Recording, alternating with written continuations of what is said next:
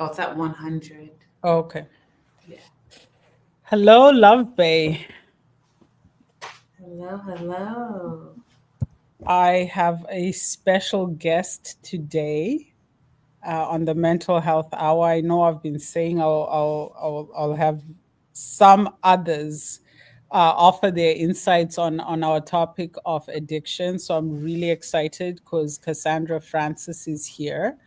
And before I tell you more about Cassandra Francis, just a couple of things. Welcome to the Mental Health Hour, where we talk about all things mental health. And over the last, I think since January, maybe.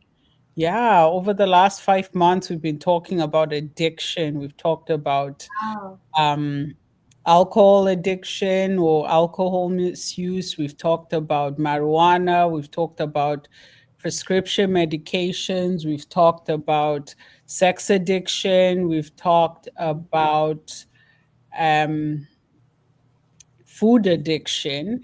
And today we're talking about shopping addiction. Mhm. We're going to do some real self examination, Yeah. okay, and confront the truth about what's in our closets and under our beds and in the attics and hidden around the house. So we're talking shopping addiction today.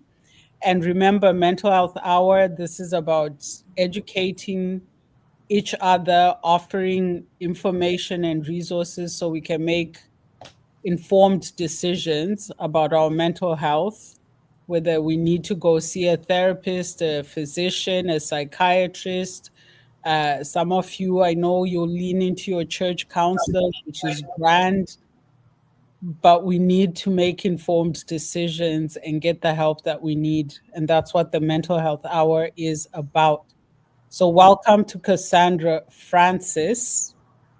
Thank Let me you. read her bio. Okay. So she began her journey in psychotherapy while working with a physiotherapist at Sunnybrook Hospital, where she gained firsthand insight into the deep connection between mental health, physical well being, and overall vitality. She's got over 10 years of experience and she's provided holistic, compassionate care to individuals. And we always talk about being compassionate to ourselves and mostly to each other here on the Mental Health Hour. So I feel like Cassandra fits right in. Oh, She works with individuals, with couples, with groups. She's worked with anxiety, depression, grief, self esteem challenges, identity exploration, trauma, life transitions, and so much more. And her approach integrates emotional focused therapy. Remember, we've talked about the different models and types of therapy, the different approaches that therapists take. So Cassandra uses emotional focused therapy, attachment theory, narrative therapy. She's culturally sensitive and trauma informed, anti oppressive, and she ensures that everything is tailored, holistic, and good for the client. Okay, so her practice, are you based in Toronto, Cassandra? I am, yes. Okay, so her practice is one piece therapy, and she has a whole team working with her around, like we talked about, that compassionate, vitality, wellness focused approach to therapy, nutritional services as well. Oh, so maybe we can ask her to talk about the food addiction as well. Mhm. Couples, families, groups, and her practice supports diverse people, communities, welcomes people from all backgrounds, in person or online.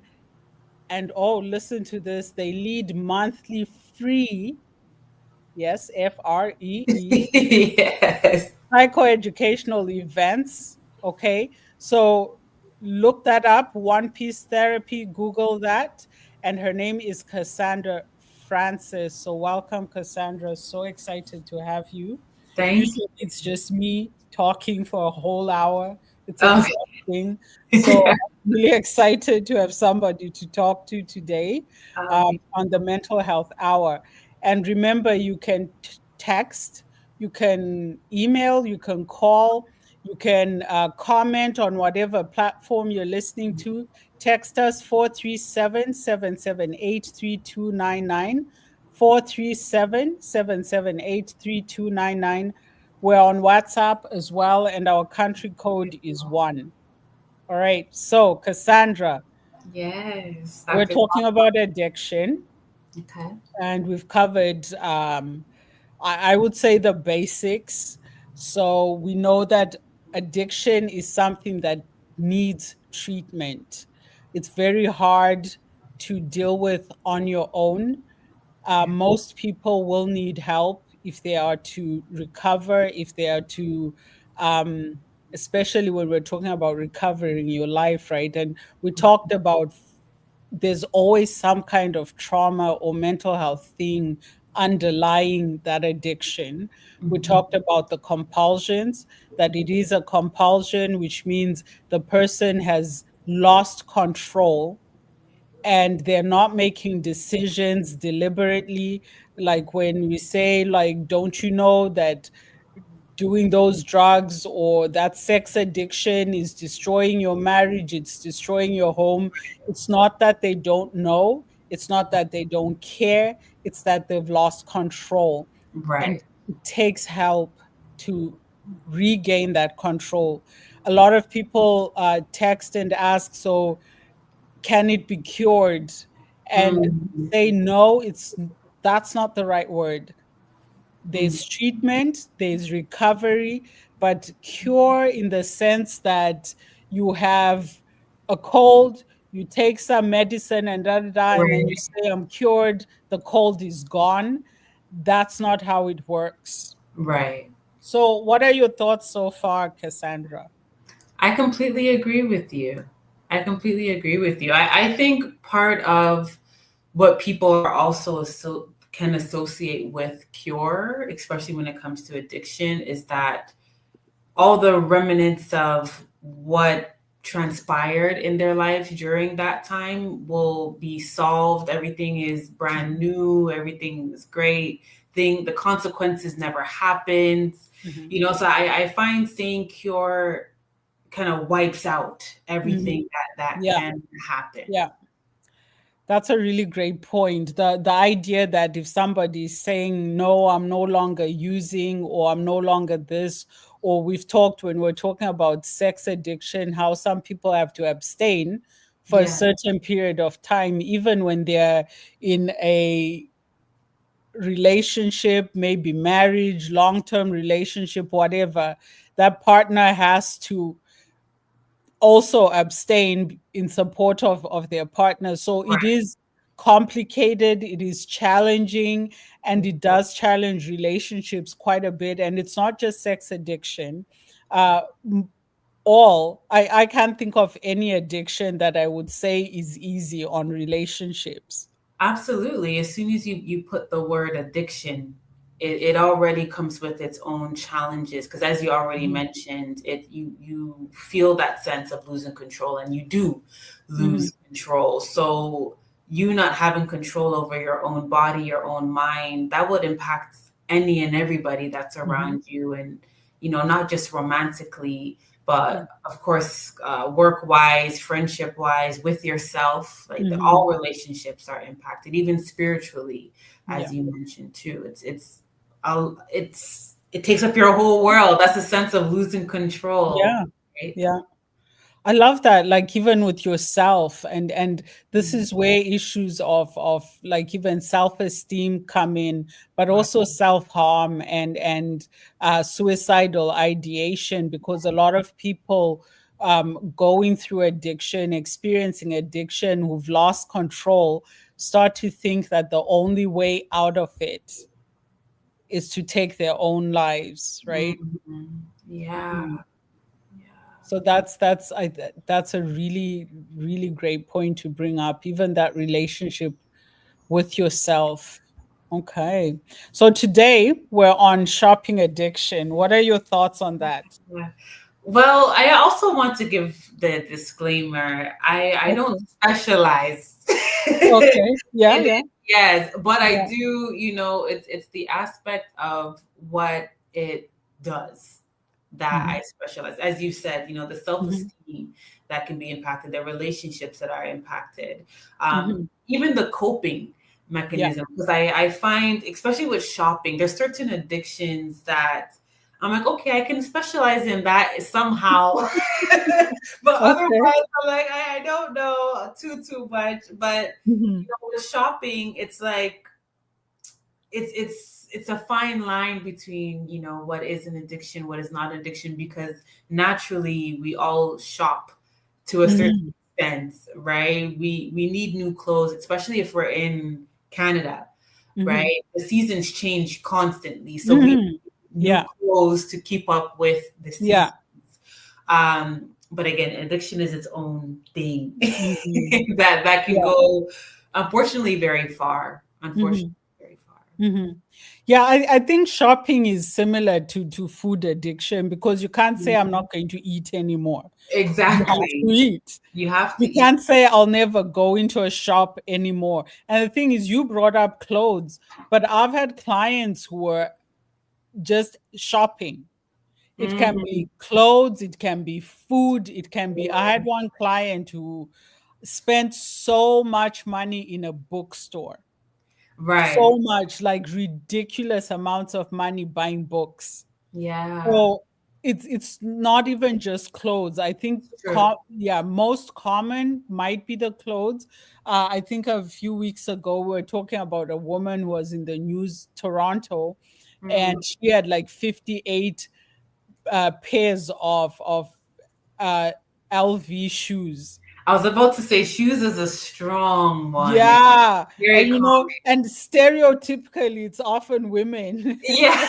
with the shoes and the clothes and the bags and yeah. Yeah, all the But accessories. I think with shopping addiction, even food, Mm. people who shop unnecessary amounts of food that they don't even eat and end up throwing away, or go to Costco and like just load their carts with canned Right. food and say, Yeah. oh, it's canned, so it's okay if I buy 50 cans Right. It will last long. of tomatoes, and you don't need all that, right? Right. And Right. before those, you've even gone halfway through the 50 cans, you're back at Costco buying another 50.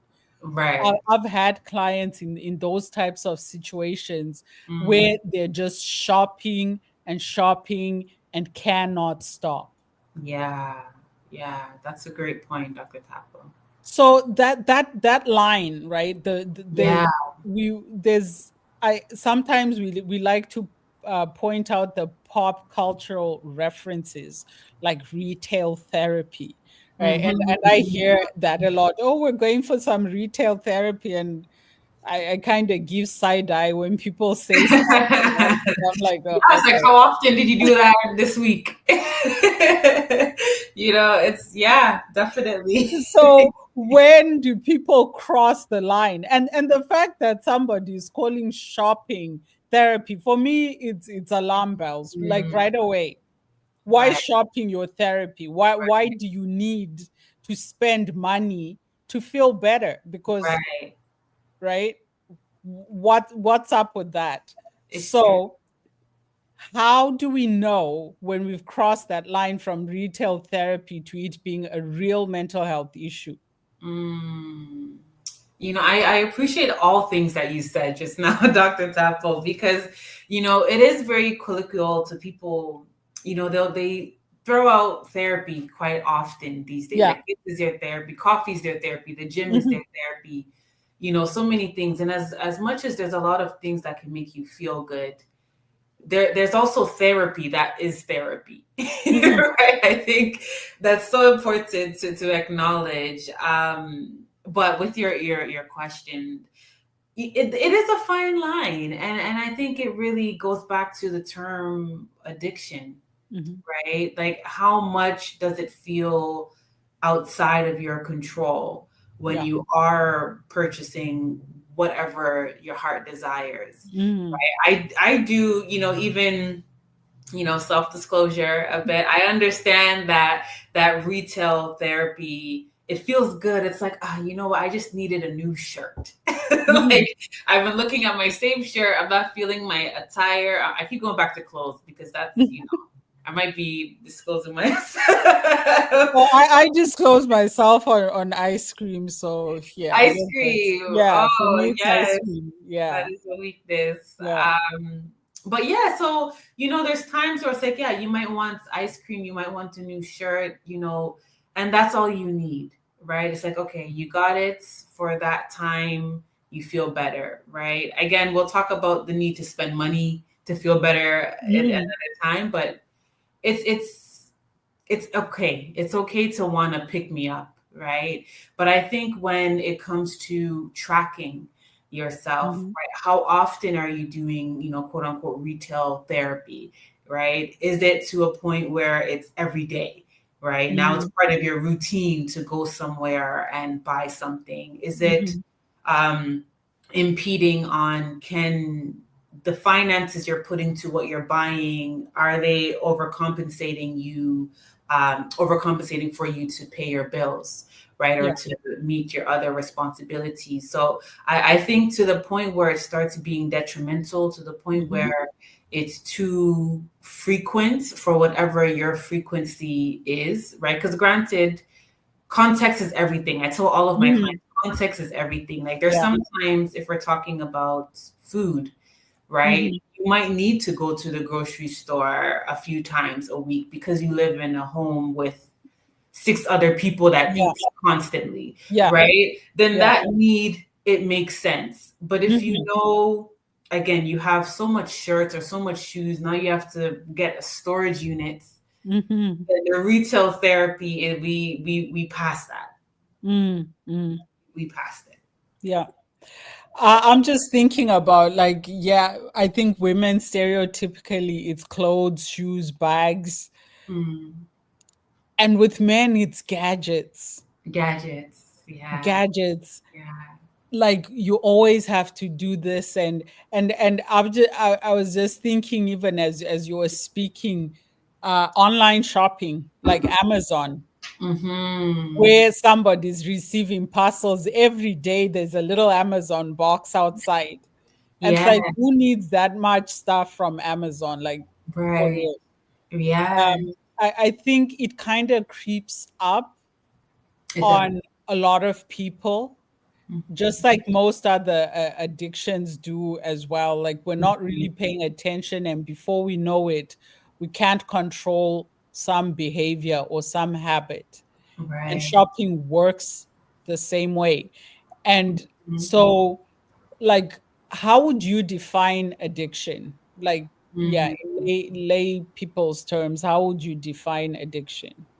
Yeah. And then even if it's okay, before I answer Mhm. that Yeah, question, yeah. you mentioning Amazon and even like the convenience of receiving a parcel, that feeling could be addictive in itself, right? Mhm. Yeah.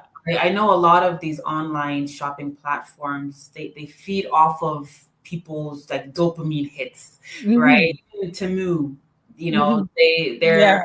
their slogan shop like a millionaire, right? Yeah. So you're calling out Yeah. all the gadgets, Yeah. all the Yeah. things in the carts, right? Yeah, and then convenience, it can feel enticing, right? Mhm. It's something you crave at some point, and I Mhm. think by that, what an addiction is that thing you crave for. Like you Mhm. feel you won't feel satisfied, you won't feel quote unquote okay or Mhm. grounded unless that thing has entered into your day, right? Or enter into Yeah. your system, depending Yeah. on what it is. So that Yeah. dependency on I need to see something at my door, Mhm. or I'm just dysregulated and I'm cussing everybody out, and Mhm. it's that Mhm. dependency that I would Yeah. say marks it. Yeah, and we've talked about the dopamine cycle, right? That you crave something, you get it, the dopamine spikes, you crash, then you're back to trying to get back on Exactly. that high. Right. Um, and it works. That's what it is with any type of addiction, whether it's chemical, whether it's food, whether it's sex or porn, gambling, whatever it is. It's really about you crave this dopamine, you Yeah. get it for a moment, you crash, and then you get caught up in this The cycle. And cycle. with shopping addiction, yeah, it impacts your wallet, it impacts economics. Yeah. um, and we know, like, when we talk about relationships, one of the main causes of conflict in relationships is money. Mm. Mm-hmm. And so when you are caught up in that cycle with shopping addiction, it's definitely going to impact your relationships.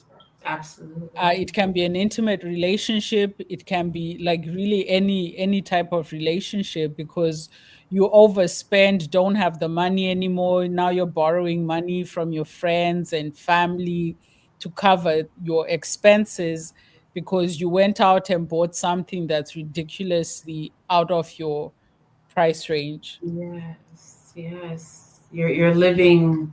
You're Hmm. living, right? It's outside of that budget, but the need, the crave, the desire for the dopamine, it surpasses that. Hmm. Hmm. Absolutely. So, what kind of stuff would you say people are dealing with emotionally when they shop compulsively? Mm. There's various emotions, Dr. Tapo. The first thing that comes to mind is stress. Hmm. Um, Regardless of the stress, when people are not sure how to regulate it, right? It could then become quite easy to, okay, let me just get this. Like this Hmm. is easier, right? Or even sometimes feeling a sense of, loss of control in this Hmm. situation, right? Sometimes people would reach out for something they can control. So, okay, I can get this grocery item, this new purse, these new shoes, right? That feels comforting within my control. Um, Sometimes it's not really an emotion, but the sense of low self-esteem Hmm. and that inferiority, right? Hmm. It's that, well, I'm feeling low about, maybe it's work, maybe it's your position in a relationship. So you might seek something that can make you feel better about yourself, right? Hmm. Let me get this. I keep going back to clothes. It's the easiest example to use, but you know, Hmm. um, let me get this name brand purse, right? This Hmm. will make me feel like I have high status, Yeah. right? Versus how you feel emotionally. Um, those are just to name a few. Even anger sometimes, right? It's not Hmm. even about what you are getting. You're just taking Hmm. your anger out on that purchase in Yeah. itself. Yeah. Yeah, What about boredom? I know boredom. for me, Yeah. uh, online shopping happens when I'm bored, and Mm, I'll fill my cart hmm. and then just dump it. Like, I don't purchase the stuff, but I'll Right. just sit there and be looking at stuff and putting it on my in my cart or my wish list or whatever. But I don't actually go through with the purchase. But that's usually when I'm online shopping, when I'm bored. Right. And I think it's a bit different in that way, Dr. Hmm. Tapo, because if it's boredom and you're just collecting things in your carts, right? At that point it might seem like a game. But Yeah. it's when you submit transaction and that all that you put in your cart is now being bought. I think all my clients know I like to go deeper than what Hmm. you tell me, right? There's a lot of emotions that can stay at the top. This is what we entertain, but then there's deeper emotions that's actually driving what Hmm. we do. So I find, as much as boredom is a very normal. Like it's an emotion that can exist, of course, Hmm. but there's sometimes more than Yeah. just boredom, right? So I think that's an important piece too. Maybe the boredom is, are you feeling unsatisfied in Hmm. life, right? Are you feeling confused? Are you Hmm. feeling disoriented, right? And Yeah. just maybe you need something to hold on to, and therefore you get something physical that you can actually hold on to. Hmm. Um, Again, I'm not psychoanalyzing you at all, but there's a lot more that goes under boredom typically. Hmm. No, don't stop. Like, yeah, don't stop. I'm getting free therapy, so I'm not going to complain. Therapy is expensive. It I is, won't complain. it is, it is. So, okay, so how can you tell the difference between just somebody who loves shopping, enjoys shopping, and somebody who's addicted to shopping? It's the same thing with food, right? How do we tell the difference between somebody who just enjoys their food and Mhm. somebody who is addicted to Yeah. food? I think what can come up is a sacrifice, Hmm. right? I think if you're feeling like you have to sacrifice something in this context, shopping, whatever, Hmm. if you're sacrificing something, then it probably is tapping into that addiction territory, right? Or problematic territory, let me say. Whereas if you just enjoy shopping, because of course, like it's especially when some people they're fashionista, and you just love to be up to date with the trends and things of that nature, or gadgets. Like there is constantly always some new gadgets coming out, Hmm. right? So in some ways it's good to feel stimulated, it's good to be up to date on your passions, but if it comes with a sacrifice, typically your well-being, right? Not a sacrifice, oh, I need an extra 1 hour to look through this long list. um, Hmm. but it's that, I need to sacrifice 1 hour of sleep Hmm. to look through this list. And it's like, Yeah. yeah, we passed enjoyments. Okay. Yeah. So what if you're wealthy, like you can afford to shop and shop That's and a shop? whole different lifestyle. Then would you say somebody, because they can afford to, it's not impacting their income, would you say that's shopping addiction if they still, yeah, like, They can afford because it. if yeah. Yes, yes, because I still think it's about what you're sacrificing, right? Okay. Maybe it's not finances you're sacrificing. Again, it could be sleep you're sacrificing, or maybe Mhm. space. Like now you've bought so much stuff, you don't have places to walk in your own home, Mhm. right? Or maybe you're sacrificing a relationship. Like you're supposed to Mhm. take your partner out for their birthday or anniversary, but your mind is stuck to the Mhm. gadgets, right? You're all it's always something you're sacrificing, but Mhm. it might not be the financial part. Mm. Yeah. Okay. Yeah, I can understand that. And I'm also thinking like it's still a matter of control. Yeah, Mm-hmm. you have all the money in the world, maybe you even have 10 walk-in closets, but Mm-hmm. do you still feel in control? Do you Right, still feel like you have control over this? right. Yeah, okay. Here's another question for you.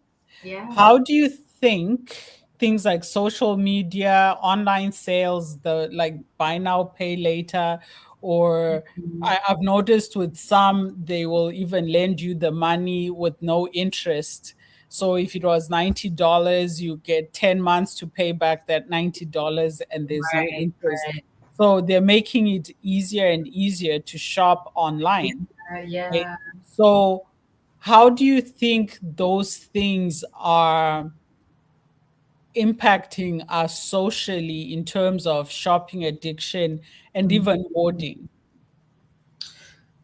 Um, Greatly. Greatly. Again, I think we're, regardless of the generation we're in, as a society, we're all in the era of convenience Mm-hmm. and really loving convenience, and it feels good to feel comfortable, Yeah, right? yeah. So the more comforts you can get, whether it's superficial, whether it's temporary, the more enticing it is to do something. And I think that goes with every, not every, but a lot of different addictions, because even sex, right? Mhm, Depending on your environment, sex is quite accessible. So it's mhm, quite likely to feed that addiction, right? yeah, Alcohol is quite accessible. Now in mhm, Ontario, I think Montreal and Quebec, they had it for quite some time, but in Ontario, you can have alcohol at the convenience store, the gas station. So now mm, it's mm. more accessible in And that grocery stores, Walmart, and grocery yeah, yeah. stores. Right. So there's a lot of these things that can quite easily become an addiction, Mhm, or can give you access to what already is an addiction for you, mhm, right? mhm. So it definitely contributes, and I think that's what I don't know. I would say that's what they want, but it's you want I people to mean, buy, yeah, yeah, what yeah, you're selling. yeah, So that's also the point. Is I'm going yeah, to make it easier for you to get this thing. mhm, Right. yeah. And I think we talked about that, like even with marijuana, right? It's been legalized here in Canada, and so people think, okay, it's legal, it Right. must not be harmful. There's a marijuana store at like every corner. Um, it's just now so accessible Yeah. and it's not expensive. And Right. so I think as a society, we tend to think if something is legal, then it's not bad for us. And Mm-hmm. that's not true, right? That is so Mm-hmm. not true. And so to your point, like there are people who are benefiting from addictions. They're there. They're benefiting from addictions. They're benefiting from people spending money that they don't have. Mm-hmm. Live in a capitalist society. They're benefiting from young people smoking marijuana, con- you know, consuming marijuana in whatever form it comes in. There are people benefiting from it. And we talked a while ago about even prescription medications, right? Yes, it's your doctor giving it to you, but that doesn't mean it's not addictive. Your Right. doctor will, for real, prescribe something that is addictive and potentially addictive. And most doctors will tell you this. I've said to people, and if your doctor doesn't tell you, or maybe you forgot to ask or whatever, when you go pick it up at the pharmacy, ask that question. Ask it, Mm-hmm. is this addictive? Will I be able to stop when I need to stop? Should I like know what you're putting into your body, Mm-hmm. even if it is your doctor that prescribed it? Because sometimes doctors are getting kickbacks from drug companies, so they overprescribe certain things. This is true, this is reality, it's not Hollywood. It happens. Mm-hmm. And so we do need to be careful just because it's legal, just because it's your doctor that's prescribing it, just because you have the money. Or even like when we talk about sex addiction or porn addiction, maybe you're single and you're thinking, well, I'm not in a relationship, or Mm-hmm. even if you are, my partner doesn't mind. That doesn't mean it will not harm you. Right.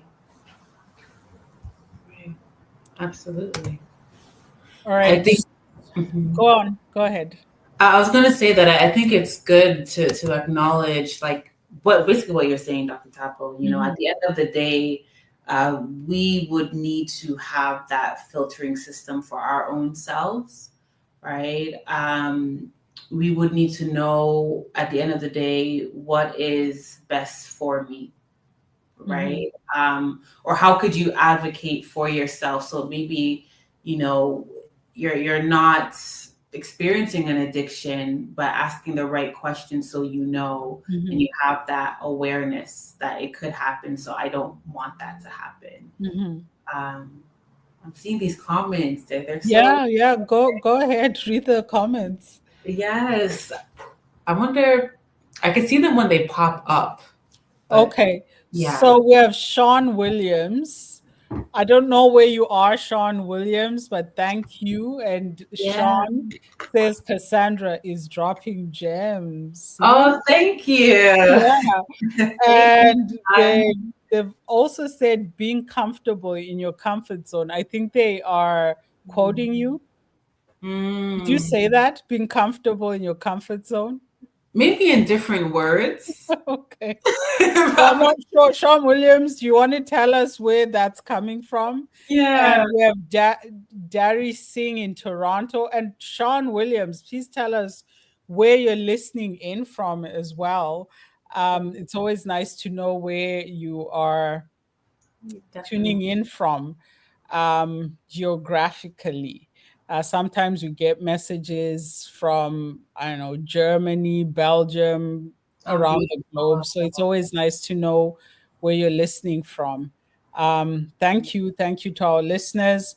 Wherever you are listening in from, TikTok, Instagram, Facebook, YouTube, you can drop a comment or you can text us on 437-778-3299 or Mhm. email infolovebay@gmail.com. Any questions you have, we have Cassandra dropping gems. I like that. Thank you. Yeah. Okay. So going back to that idea of cure, how do people not cure, but how do people regain control over things like Mhm. shopping addiction, food addiction, things you can't stop doing because you need to shop, you need Mhm. to eat? Yes, and I think you started out with it quite nicely, Dr. Tapo. There's a lot of things that we can get through this life alone, right? But then there's also a lot that we cannot get through this life Mhm. alone. And I think addiction is one of those situations, one of those concerns where you need someone because again, part of something being an addiction is that you feel like you lost control, Mhm. right? So when you've lost control, where are you finding that source of regaining the control from, right? Mhm. So I would say ask for help. Ask for help. It might start with a friend. It might start with a colleague. Just ultimately, it will start with somebody you trust.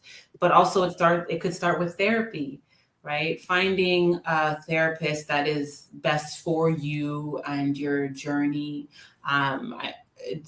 It's almost priceless, even though it comes with a price, right? But you're investing in your own self, which is different than causing harm to the Mhm. investment in yourself. Mhm. Yeah, Yeah. ask for help. Ask for Yeah. help. Yeah.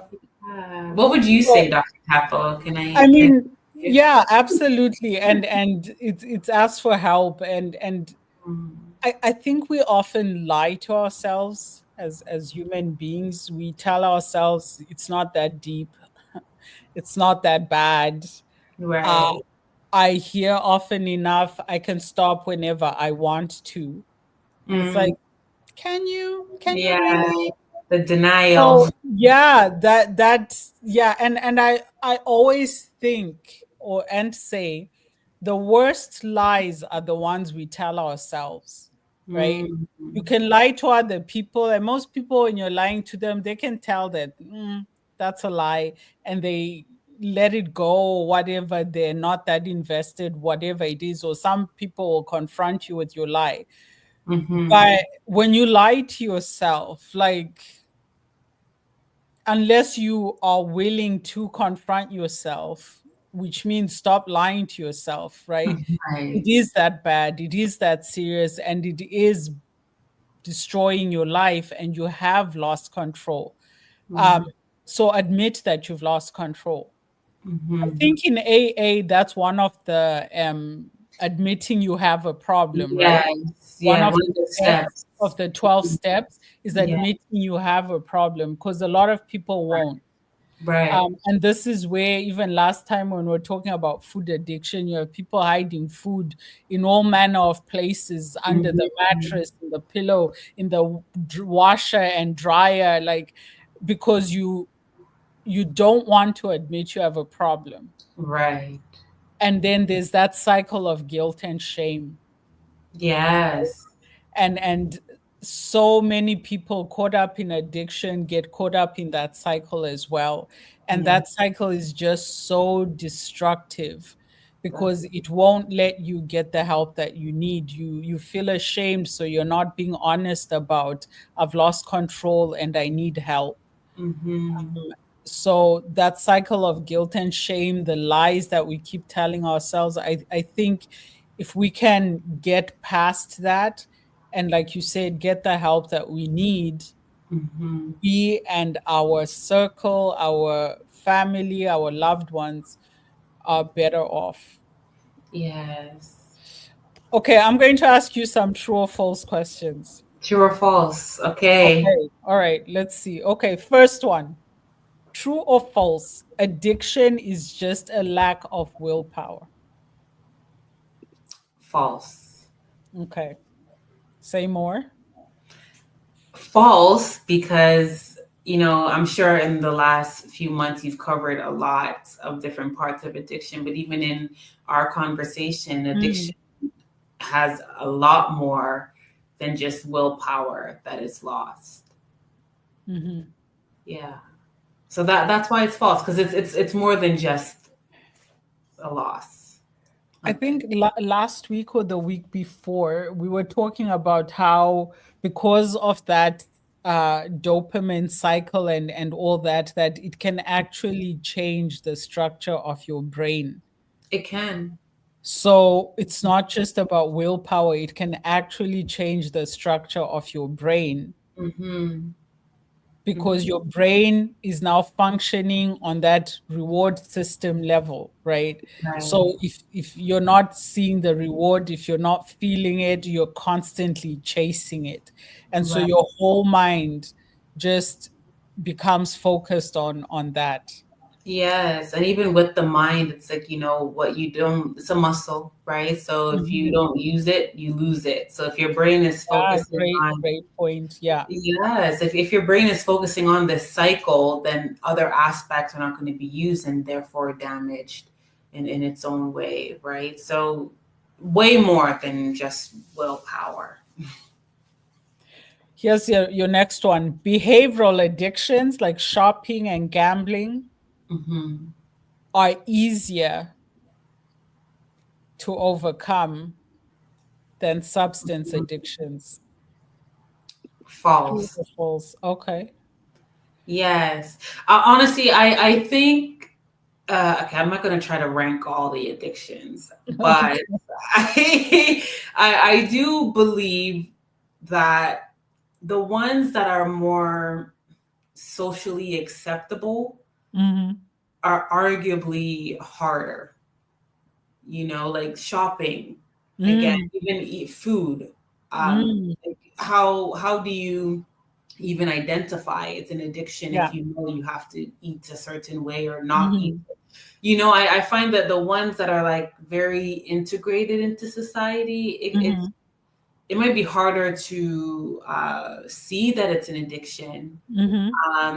But I think ultimately all addictions, they're hard to overcome because it's an addiction. But yeah, the ones that are integrated, maybe as a Yeah. therapist too, like I'm like, okay, well, Hmm. yeah, you're right.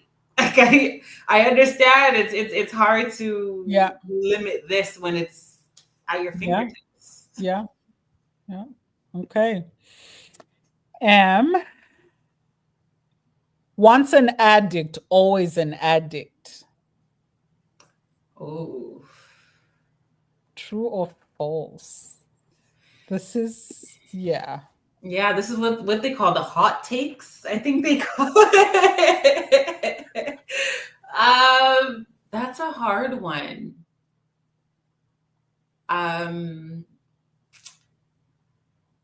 I don't even know how to answer this, Dr. Tapo. Mm, There's so much thoughts coming into my head because I know some people they wear that with like a badge of honor, mhm, a certain way, and it's again in it. There's shame, there's embarrassment, mhm, but mhm, it's the overcoming of it mhm, that it feels proud to honor. mhm, But even in that, I'm thinking it still was, mhm, still were uh, mhm. addicts, right? Yeah.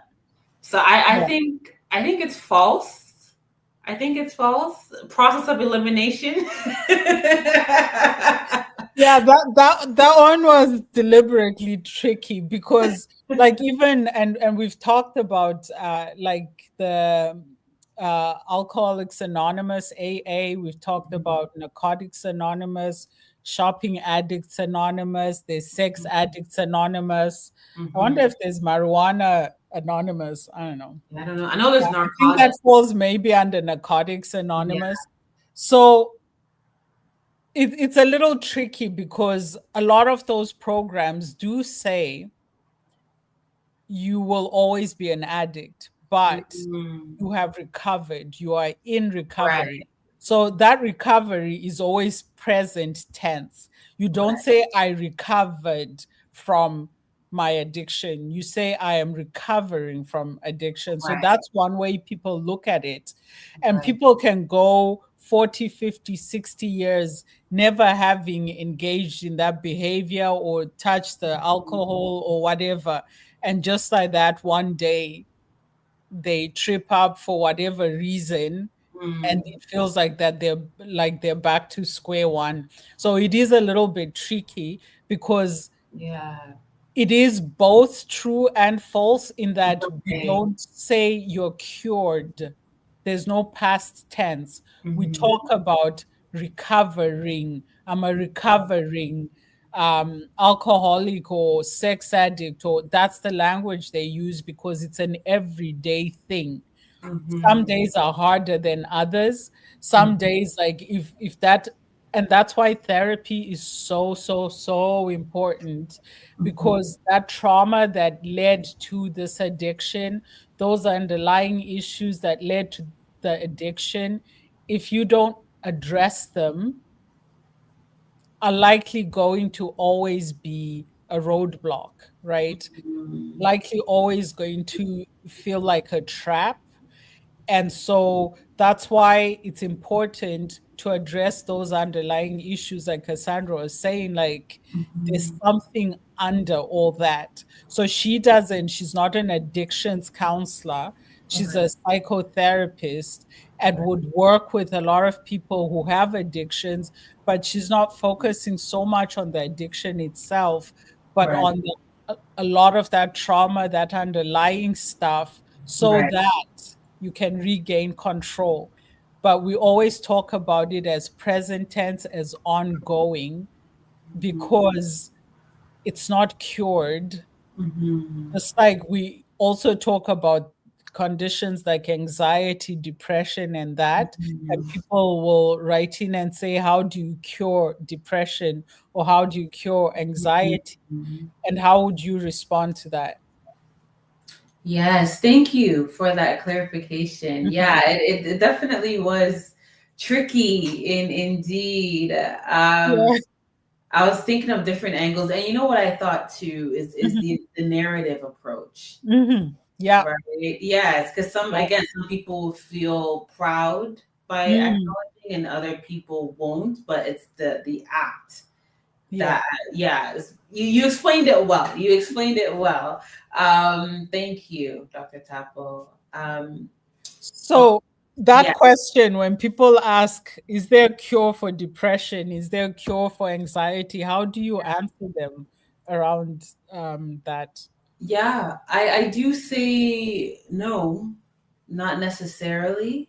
Hmm. What I do elaborate on, though, is that even in therapy, our goal is not to eliminate depression or anxiety, because we can't guarantee that that would be what it is, Hmm. right? Even if in this season you're actively engaging in therapy and you're feeling great, you're feeling functional, it could be years down the line you might experience a panic attack, for example, or a Hmm. depressive episode, right? And I think not having that realistic expectation that that could happen would set people more back into like, oh, like I thought I did this in therapy X Hmm. time ago, Yeah. and so I think it's important to know the goal, and what is possible is to have it be more manageable. Hmm.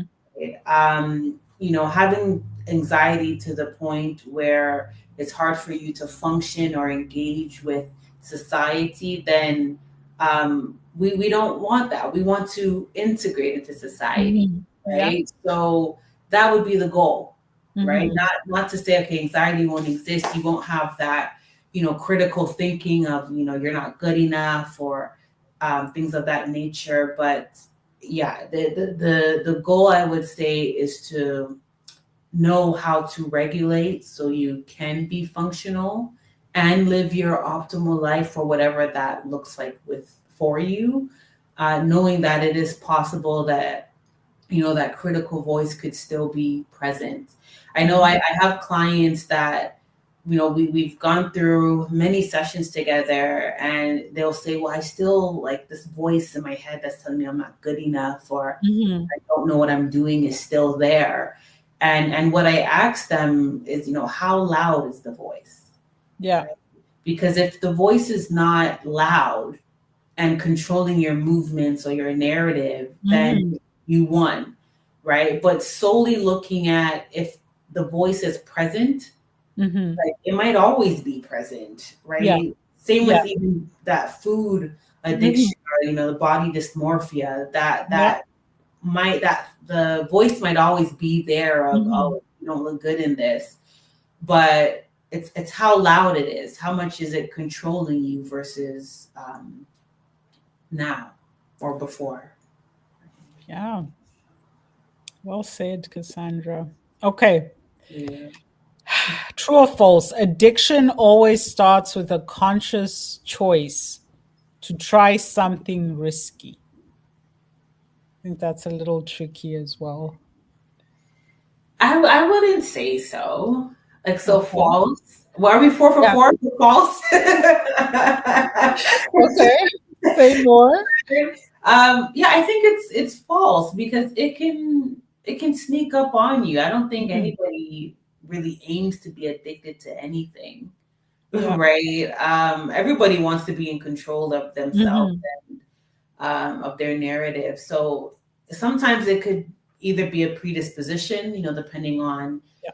their medical history, or it could be their state of where they are in life that makes them susceptible Hmm. to an addiction. But I don't think anyone say, I'm going to be addicted to this thing. Yeah. And then that's Yeah. what they go for. Yeah. Yeah.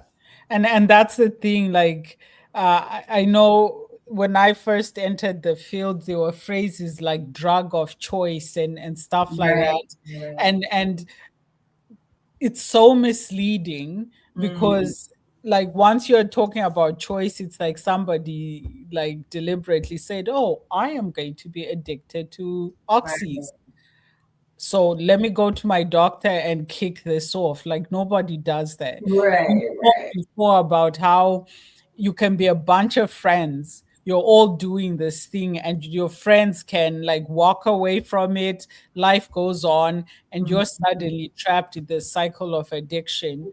But you all were partying together, right? Right. Yeah. Exactly. Okay. Here's another one. Mhm. People with strong support systems are less likely to fall into addiction or to relapse. Hmm. That is another tricky one. Mhm. It is. Okay, can I say both? Just to Okay, go on. Look, I'm only saying that because sometimes you can have the best support system, Yeah. right? But if your perception is not that you have the best support system for you, then it wouldn't help you out of that addiction, Mhm. right? I think at the end of the day, it's the same way of, we have to make sure we're our own advocates, right? Mhm. Where Yeah. if you're giving medication, inquire about the medication that Yeah. you're being given, right? It's ultimately you're controlling yourself. So when it comes to Mhm. addiction, the little work that I did do in addiction therapy, it's, you can't help someone unless they're ready Yeah. to be helped, Yeah. right? So I think that's what it goes to. But at the same time, when you do have that beautiful, well-rounded support system, it absolutely does help that you won't relapse, right? But Yeah. it's still you at the end of Mhm. the day, and Yeah. how you're supporting your own self in your Yeah. recovery. Yeah. Yeah. So strong support systems definitely protective in that, Right, especially if you lean into them, right? right, Like you can have all the supports in the world, but again, if you're hiding and pretending things are not as bad, like they can't help you. So right. yeah, it is a little bit of both, but having that strong support system, leaning into them, being Yeah. honest with them, especially asking for help when you need it, It that helps. helps. It Definitely, helps. definitely helps. Yeah, and I think even that too, what you said is like, that protective, that preventative aspect, right? Especially if someone might be falling into an addiction. If you have people that you trust, that you love, they love you around you, it could possibly even stop it from getting to a worst case scenario. Mhm. Um, yeah, absolutely. Yeah. Okay, so we have just about 3 minutes left. Okay. So I'm going to leave you these 3 minutes, Cassandra, to drop some gems for Sean Williams. Drop some gems. Well, now that I'm being put on the spot, it's I don't know. The gems might not be as shiny, but what can I say? I think it's at the end of the day, regardless of what you are going through, it's so important to be honest with Mhm. yourself, right? If you're not ready to confront it in a way where you're displaying it to people that know you, Mhm. um, sometimes it's easier to let people that don't know you, let them know what you're going through. But I think it's so important to always check in with yourself on where you're at in your journey, in your life, and do receive the support you need, because mental health is health, right? You don't have to lose a sense of self before you check in on, am Mhm. I okay?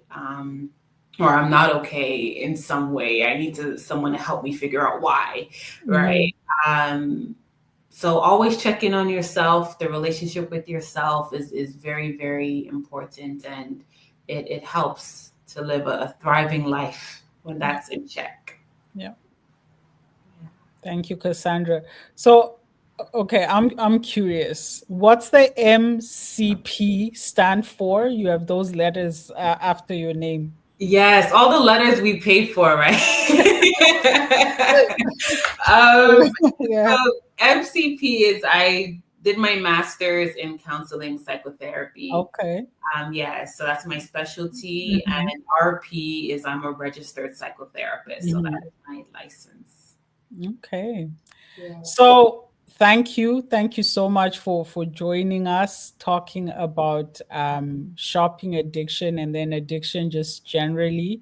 I'll definitely be asking you back for sure, Thank because you. I think it's nice when people get to listen to other voices besides. Um, Voice at so that.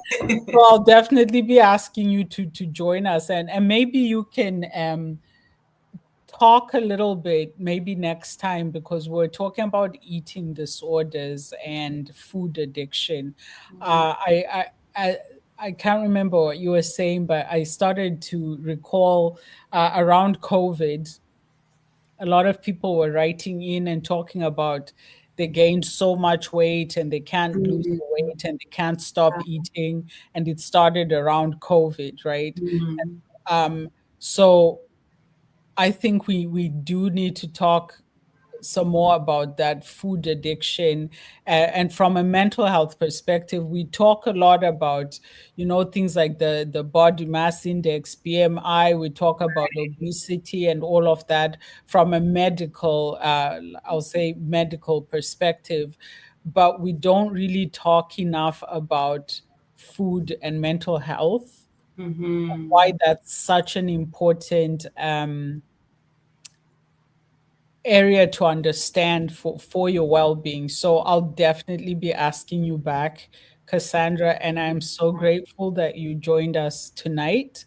Thank you. Please do drop those comments for Cassandra, 437-778-3299, or wherever you are watching us. Uh, thank her for her time. Thank you, Cassandra. Oh, thank you all. Thank you. Yeah.